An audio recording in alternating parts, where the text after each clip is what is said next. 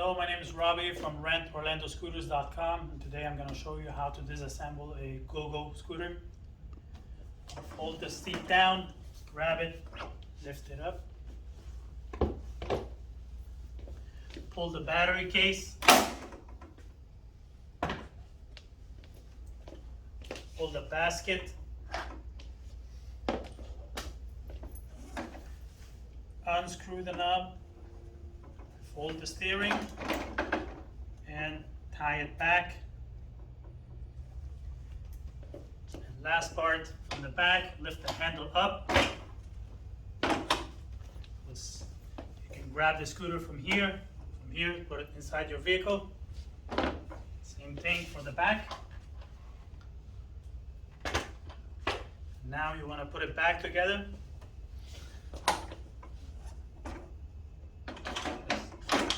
Clips back in. Same thing. Unscrew this. Take it up. Take the basket. Put it back in.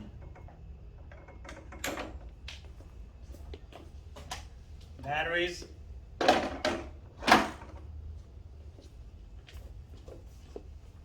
And the seat.